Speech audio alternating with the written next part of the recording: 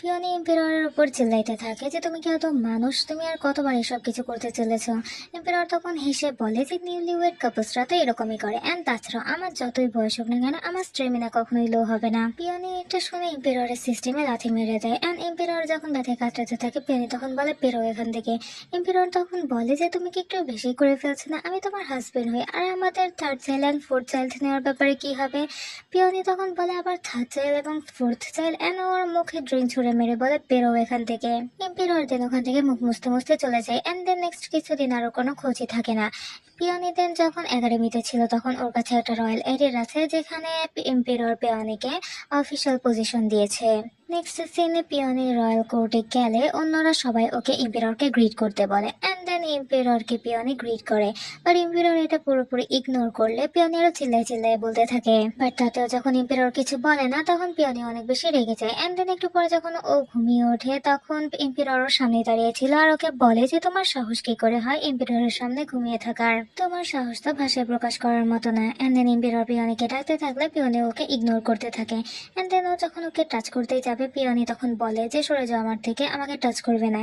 And এটা দেখে অন্য অফিসার্সরা গসিপ করতে থাকলে এম্পিরর ওদেরকে থামিয়ে দেয়। এম্পিরর দেন হাঁটু করে বসে পিয়নির কাছে জিজ্ঞাসা করে যে ও কি রাগ করেছে।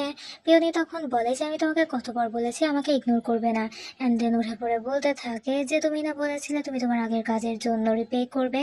এন্ড দেন এই ওঠার চক্করে এম্পিররের লেগে যায় এন্ড ও নিচেই পড়ে যায়। পিয়নি এটা দেখে হাসতে থাকে, এন্ড দেন একটু পরে এতক্ষণ ধরে বসে থাকার কারণে পিয়নির পায়ে অনেক ব্যথা করতে থাকে এন্ড ও ওখানে শুয়ে পড়ে চিল্লাইতে থাকে। নেক্সট সিনে এম্পিরর পিয়নিকে নিচে ল্যাপসের উপর বসিয়ে রেখেছিল।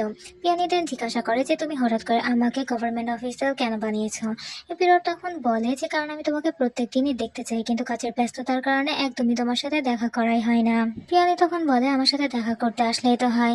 এম্পিরর তখন বলে আমি যদি বলি আমি অ্যাপ্রেসের সাথে দেখা করতে যাচ্ছি তাহলে সবাই তোমাকে ডিপোজ করার জন্য উঠে পড়ে লাগবে।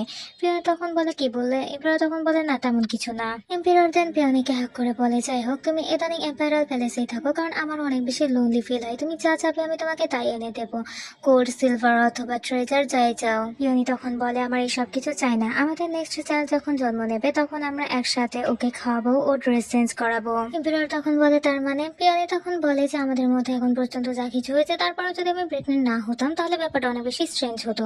এম্পিরর তখন অনেক খুশি হয়েছে আর পিয়নিকে হাক করে ওকে থ্যাঙ্কস বলতে থাকে। পিয়নি তখন বলে যে আমি কিছুদিন একাডেমি থেকে ছুটি নিয়েছি এন্ড আউটার প্যালেসেই থাকবো।